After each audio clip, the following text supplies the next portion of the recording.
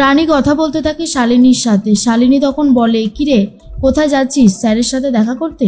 তখনই রানী বলে, হ্যাঁ চিন্তা করিস না, আমি চলে আসবো, তারপর এসে তোকে সবটা বলবো। শালিনী তখন বলে, ঠিক আছে সাবধানে যা, আর হ্যাঁ কি কথা হলো জানাতে ভুলিস না কিন্তু।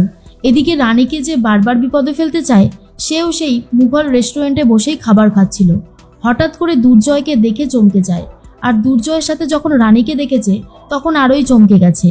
সে তার বসকে ইনফর্ম করে বলে, আমি এবারে কোনো একটা অ্যাকশন নিতে চলেছি, দেখি না কি একবার হয়, আমি ভাবছি ওদেরকে এখানেই শেষ করে দেব। এর মধ্যেই দুর্জয় বলে, কি ব্যাপার তুমি তাকিয়ে আছো, কিছু বলবে না? রানী তখন বলে, আমি কি বলবো, তুমি তো আমাকে এখানে ডেকে পাঠালে, কেন ডেকে পাঠালে বলো? দুর্জয় তখন বলে, আমি তোমাকে ডেকে পাঠাইনি, তুমি তো আমাকে একটা কার্ড দিয়ে ডেকে পাঠিয়েছিলে। এরপর রানী তখন বলে, আমাকেও তো এরকম একটা কার্ড পাঠানো হয়েছে, তুমি পাঠাওনি? তখনই সবাই মিলে চলে এসেছে রিতম, দেবু, তারপর সৌনকরা সবাই, আর বলে, তোমাদের দুজনকে দুটো কার্ড পাঠিয়েছিলাম আমরা। আর সবাই মিলে একসাথে এসে দুর্জয় আর রানীকে সারপ্রাইজ দেয়, যেটা দেখার পর রানী সত্যিই চমকে গেছে আর বলে, তোমাদের এই সারপ্রাইজটা কিন্তু আমার কাছে বেশ অবাক করে দিয়েছে। আর বলো তোমরা কেমন আছো? তখনই সৌনক বলে, আমরা তো ভালোই আছি, তোমাদের সাথে একটা কথা বলতে এলাম। এদিকে রানীর সেই শত্রু, সে ফোনে আবারও কথা বলতে থাকে আর বলে, রিস্ক তো আমাকে একটা নিতেই হবে, দেখাই যাক না কি হয়, আজই এখানে শেষ করে দেব। এর মধ্যেই রিতম বলে, শোন না ভাই, বড় বৌদি বাড়িতে উকিল ডেকে নিয়ে এসেছে, তোর আর রানীর ডিভোর্সটা করাতে চাইছে। দুর্জয় বলে, আমিও তো চাইছিলাম ডিভোর্সটা করাতে। এর মধ্যেই হঠাৎ করে লোডশেডিং হয়ে যায়, যা দেখার পরে রানী বলে, হঠাৎ করে এভাবে কারেন্ট চলে গেল কেন?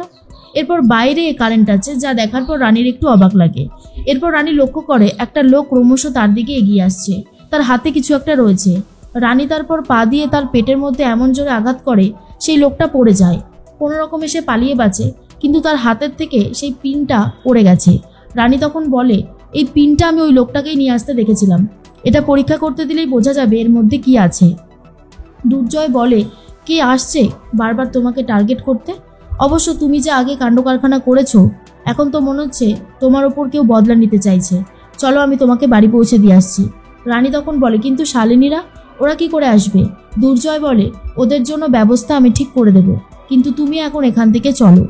এর মধ্যেই সবাই মিলে বলে, হ্যাঁ রানী তুমি দুর্জয়ের সাথে চলে যাও, দুর্জয় একদম ঠিক কথাই বলেছে। এরপর দুর্জয় রানীকে তার বাড়ির সামনে নামিয়ে দিয়ে যায় আর বলে, সাবধান হও রানী, নাহলে আমি যখন দুনিকে চাইবো কোর্টে, তখন এই প্রমাণগুলো কিন্তু কাজে লাগবে, কারণ তোমার জীবন অনেক বিপদে রয়েছে, তোমার সাথে আমার মেয়ের জীবনও বিপদের মধ্যে পড়ে যাচ্ছে। যেটা শোনার পর রানীর অবাকই লাগে। রানী এসে পিকলুকে দেখে আর বুঝতে পারে পিকলুকে এক্ষুনি নার্সিংহোমে ভর্তি করতে হবে। নার্সিংহোমের এক পরিচিত আবাদির সাথে কথা বলে পিকলুকে নিয়ে যাচ্ছে রানী। এর মধ্যেই দুর্জয় চলে এসেছে। রানীর এই কাণ্ডটা দেখে দুর্জয়ের সন্দেহ হতে থাকে, তাহলে কি শেষ পর্যন্ত রানীকে ধরে ফেলবে দুর্জয়?